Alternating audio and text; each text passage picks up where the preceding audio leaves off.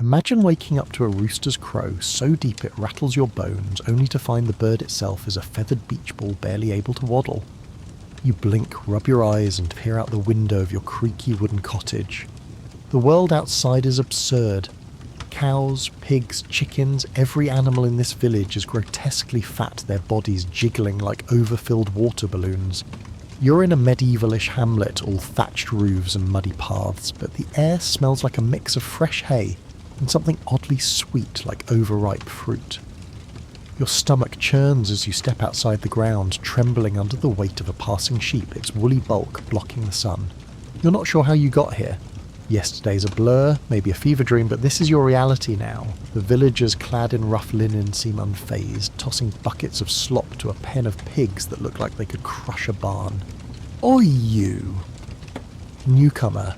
A grizzled farmer calls his beard flecked with dirt. Mind the goats, they'll roll you flat. You dodge a goat the size of a small car, its bleating muffled by its own chins.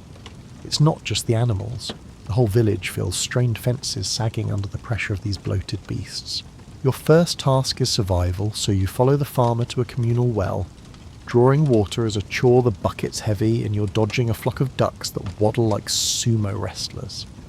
The water's murky, probably because the local stream is clogged with lazy, tubby fish. You sip cautiously, the metallic tang making you grimace. Food's another issue. The villagers' crops are meagre, half-eaten by plump rabbits that burrow like wrecking balls. You're handed a crusty loaf and a sliver of cheese, barely enough to quiet your growling stomach. As you eat, you overhear villagers arguing. Them cows are a curse, a woman snaps her apron stained with grease. Nay, they're a blessing, more meat counters a wiry man. Historians still debate whether this animal obesity sparked prosperity or ruin, but right now it's just chaos. You wander toward the market, a cramped square where stalls teeter under the weight of goods. A merchant hawks eggs the size of melons, but they're cracked from the hen's sheer bulk. You buy a bruised apple, its sour bite grounding you in this surreal world. The strange event of the day hits at noon. You're near the blacksmith's forge when a massive horse, think draft horse, but rounder, stumbles into a cart, splintering it like matchsticks. The crowd gasps, then laughs as the horse just lies there, panting, too fat to stand. Happens weakly, a kid mutters, tossing a pebble at the beast. You help roll the horse upright, your arms aching from the effort, and the blacksmith rewards you with a dented iron knife. It's crude, but it feels like a lifeline. Daily life here is a slog. You learn the village's rhythm, wake at dawn, feed the animals, repair what they've broken. The animal's size makes everything harder. Paths are rutted from their weight and barns are reinforced with logs. You're already tired, your boots caked in mud, but there's a weird charm to it. The villagers' banter is sharp, like you're slower than a fat badger when you lag behind. You laugh despite yourself. By dusk you're back at your cottage, the air cooling as stars prick the sky. You lie on a straw mattress, listening to the distant lowing of a cow that sounds like it's auditioning for an opera. You're still processing this world, but one thing's clear. Surviving here means adapting to the absurd. Tomorrow you'll face the real grind of living among these rolling beasts, and you're not sure you're ready. You wake to the same bone-rattling rooster crow, but now it's just annoying like an alarm clock you can't smash.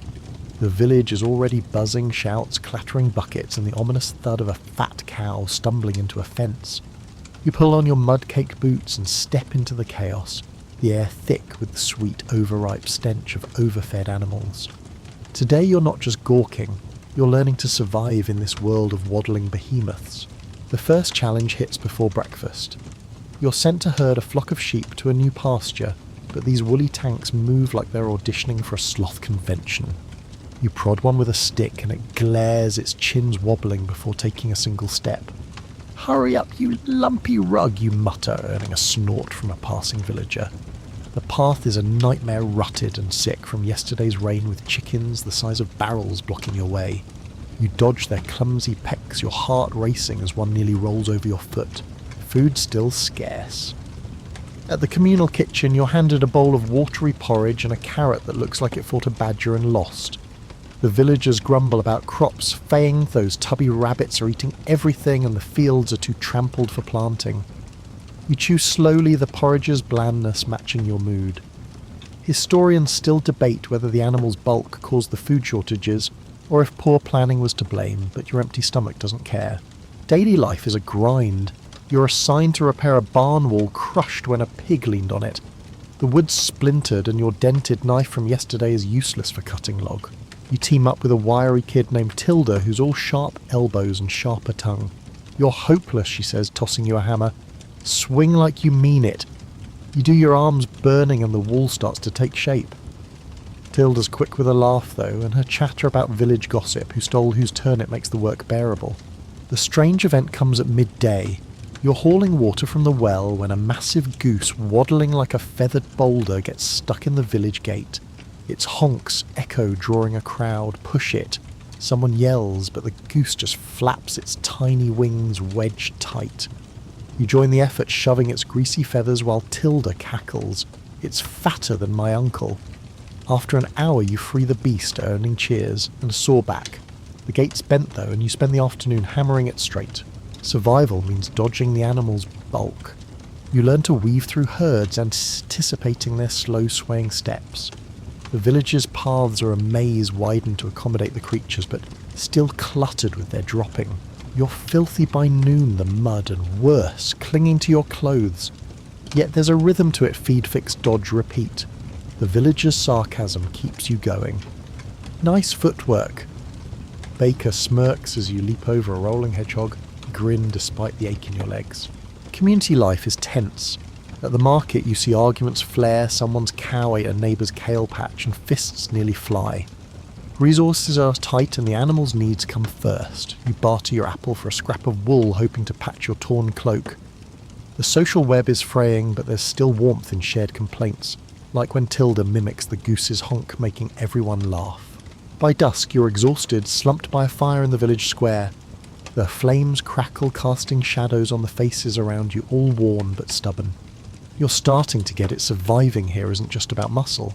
It's about outsmarting the chaos. Tomorrow you'll hear whispers of a new idea, something to turn these fat animals from a burden into a boon.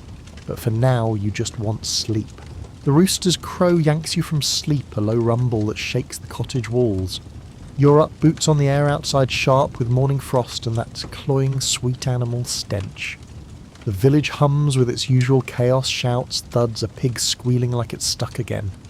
But today there's a buzz, a whisper of something new. You're about to stumble into a bizarre solution to the fat animal problem, one that might just keep this place from collapsing under its own weight. You're sent to the fields where Tilda's already wrestling a cart of turnips, her curse is drowned out by a cow's bellow. The crops are pathetic, half the field's been flattened by waddling deer, their bellies dragging like overfilled sacks. We're starving and they're feasting. Tilda spits, kicking a clod of dirt. You nod, your stomach growling from last night's thin stew. The village can't keep feeding these beasts while scraping by on scraps. Something's got to give.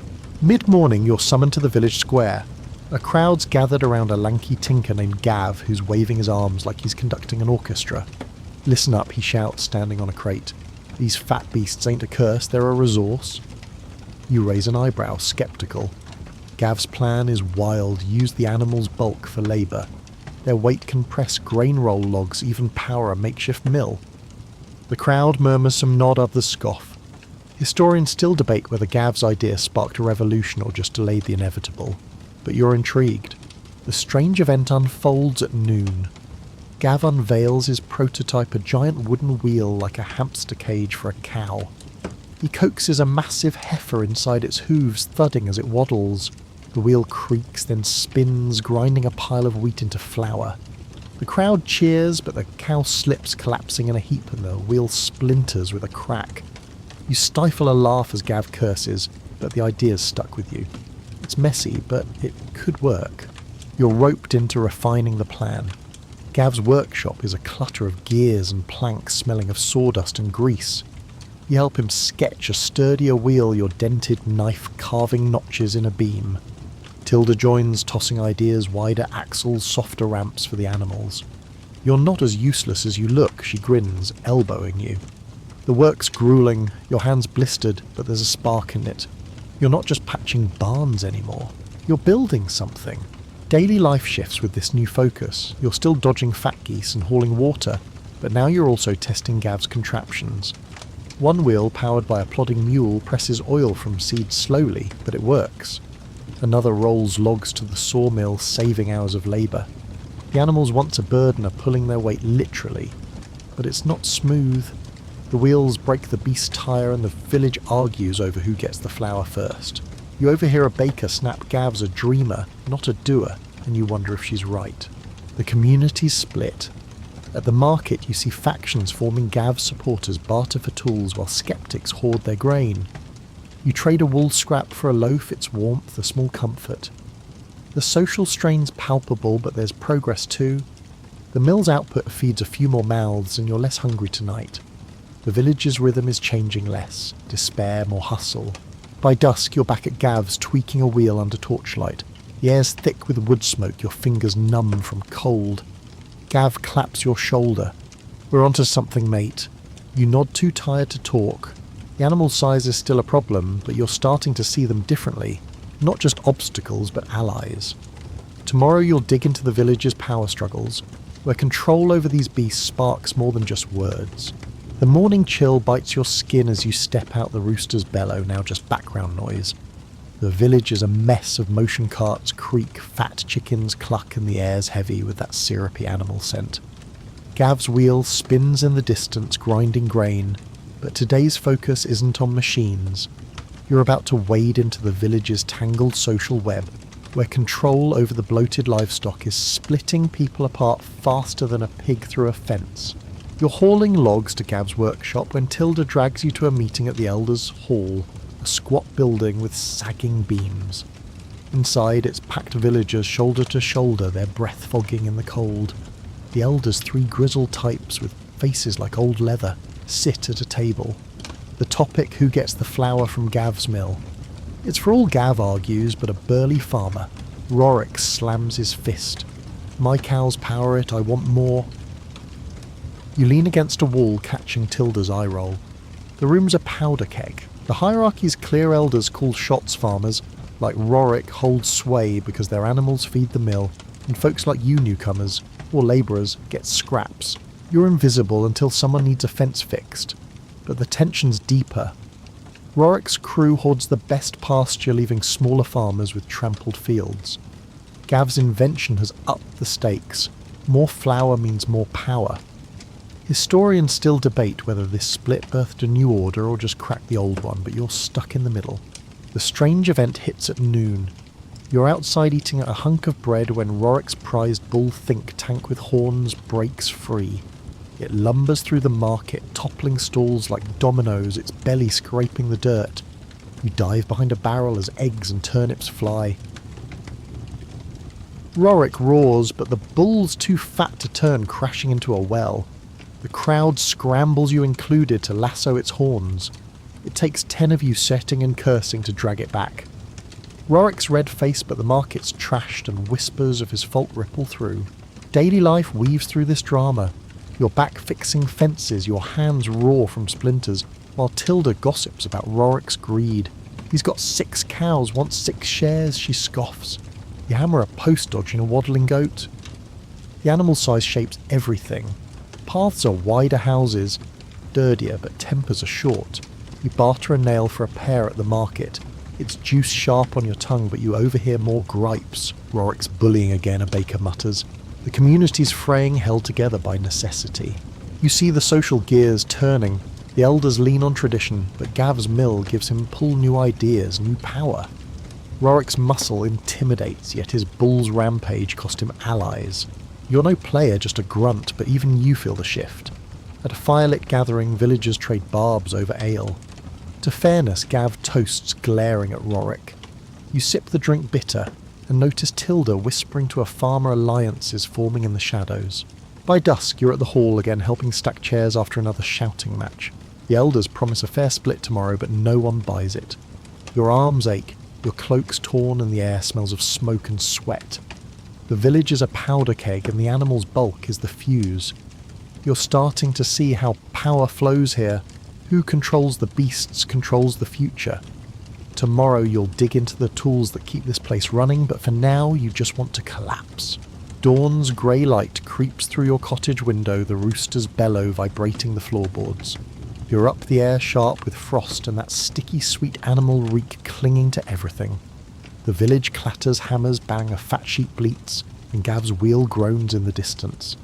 Today's about the tools and makeshift tech keeping this place from buckling under the weight of its waddling oversized livestock. You're about to see how ingenuity dances with desperation.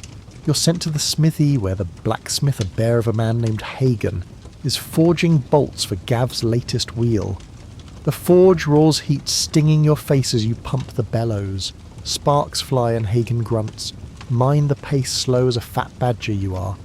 You smirk, used to the village's sharp tongue. The bolts are for carts reinforced to haul the massive animal's feed without snapping. You notice the smithy's walls braced with extra beams to withstand stray cows leaning too close. The village's tech is a patchwork of necessity. You wander to the mill where Gav's wheel now sturdier spins under a mule's plodding bulk. The axles wide, the frame doubled up all to handle the animal's weight. Nearby fences are thicker gates, broader some with rollers to swing open for passing herds. You help Tilda patch a cart its wheels as wide as barrels to roll over rutted paths. Clever, yeah, she says, tightening a bolt, but one fat pig sits on it and we're back to square one. You laugh, the wood creaking under your hammer. The strange event comes mid-afternoon. You're at the stream checking a water wheel meant to lift buckets for irrigation, another of Gav's fixes for the trampled fields. A massive trout, round as a barrel, gets caught in the wheel's spokes, jamming it. The thing flops its scales, glinting, and water sprays everywhere. Are you kidding me, you mutter, wading in. The fish is heavy, slippery, and smells like a swamp. You and Tilda wrestle it free, soaking your clothes while villagers hoot from the bank. The wheel's bent and you spend hours straightening it, your boots squelching. Daily life revolves around these tools. You're hauling planks to reinforce a barn, the wood scarred from past animal crashes. The village's architecture is all function roofs, sloped to shed rain walls, thick to block wandering goats. You learn to spot weak spots, a fence post wobbling, a gate hinge rusting. Maintenance is endless, your hands calloused from wielding your dented knife to carve pegs. At the market, you trade a nail for a scrap of leather, hoping to mend your cloak. The stalls are packed, but goods are scarce, too much goes to fixing what the animals break. The community is still tense from yesterday's shouting match. You overhear Rorik at the smithy demanding priority for his cart repairs. Hagen shrugs him off, but you see the power play. Rorik's livestock fuels the mill, so he expects perks. Gav's tools, though, give others leverage. The mill's flour feeds more than just Rorik's crew. Tilda whispers about a secret meeting tonight, Gav's rallying support. You're not invited, but you feel the shift like a rope fraying before it snaps. Historians still debate whether these tools saved the village or just patched a sinking ship, but they're keeping you alive. By dusk, you're at the mill oiling a gear under torchlight. The air's thick with dust and smoke, your shoulders aching. Gav nods, tinkering nearby. We're holding on, he says, but his eyes are tired. The tools are a lifeline, but they're only as strong as the hands wielding them. Tomorrow you'll glimpse the village's weirder side, its rituals and beliefs, but for now you're just glad to sit the hum of the wheel lulling you towards sleep. The rooster's guttural crow jolts you awake, the cottage walls trembling like they're ready to quit. You stumble outside the dawn air crisp, laced with that cloying animal stench that's now just part of life. The village is stirring, carts rumble, a fat goose honks and torches flicker as folks prepare for something big. Today's not about wheels or fences, it's about the village's quirky beliefs. Where the bloated animals are more than livestock, they're practically gods. You're about to dive into their weird rituals, but a shadow looms over the festivities. You're roped into helping Tilda set up for the Festival of the Round, a yearly bash honouring the animal's size. The square's transformed banners of dyed wool tables groaning with bread and stew and a massive pen where a cow round as a hill is draped in flowers. They think fat beasts bring luck. Tilda snorts, tying ribbons to a post. Luck or a crushed foot, take your pick. You grin, hauling a bench, but the villagers' reverence is real. They touch the cow's flanks, murmuring prayers for bounty. You're sceptical, but the mood's infectious, like a party you didn't know you needed. The festival's a sensory overload. Drums thump a flute wails and the air smells of roasted turnips and sweat. You weave through dancers, dodging kids chasing a waddling piglet still chubby but spry. The elders lead a chant praising the great swell, a myth about a deity who puffed up the animals to teach humility. Historians still debate whether this cult unified the village or distracted it from real problems, but right now it's all fervour and noise. You snag a hunk of bread, its crust warm and lean against a stall watching. The strange event crashes the party at noon. A massive raven-think football with wings swoops from the sky, snatching a ceremonial loaf off the altar. It's so heavy it barely clears the crowd, crashing into a banner and tangling in the fabric. The villagers gasp some shouting omen while others laugh. You help Tilda cut the bird free, its beady eyes glaring as it flaps off, still clutching the bread. Bad luck, an old woman mutters, but Tilda rolls her eyes. Bad aim, more like. The mood sours, though, whispers of curses spreading like wildfire. Daily life pauses for the festival, but the animals don't. You're sent to feed a pen of goats, their bellies dragging as they bleat for slop. The pens are reinforced like everything here, but the work's lighter with the music drifting over. Back at the square, you see the community's layers, elders bask in respect, farmers like Rorik strut, but folks like Gav with his mill-draw quiet nods. The rituals bind them, yet the raven stunt has cracked the unity. You overhear arguments, the swell's angry versus, "We're wasting food." You stay out of it, bartering a ribbon for a pear, its juice sharp on your tongue. The cultural pulse is vivid. At dusk a bonfire roars and villagers share tales of fat beasts saving or dooming them, a fox that crushed a wolf, a cow that blocked a flood. You're pulled into a dance, clumsy but laughing Tilda mocking your moves. "You're worse than a drunk mule," she cackles. The fire's heat chases the chill, but the raven's shadow lingers. Some villagers slip away muttering about signs, and you catch Gav's frown. He's not buying the mysticism. The looming threat clarifies as night falls. You're helping douse the fire when a scout stumbles in breathless. The stream's drying up those fat fish, and clogged banks are choking it. Without water, crops die, animals starve, and Gav's mill stops. The festival's joy evaporates. Fear creeps in. You're bone-tired, your cloak singed from sparks, the air thick with smoke and worry. The rituals held the village together, but they can't fix what's coming. Tomorrow you'll face this crisis head-on, and it's not just about tools or prayers anymore, it's about survival. The rooster's bellow fades into a dull roar, barely stirring you from a restless sleep. You drag yourself up the cottage air, heavy with damp and that inescapable syrupy animal stink. Outside, the village feels off quieter, tense, like it's holding its breath. The stream's drying up, and with it the hope sparked by Gav's wheels and the festival of the round. Today you're thrust into a crisis threatening to crack the village apart, and your choices will shape whether it stands or falls among its waddling, bloated beasts. You're at the stream by dawn, where a crowd's gathered. The waters are trickle, choked by fat fish and debris, the banks trampled by lumbering cows.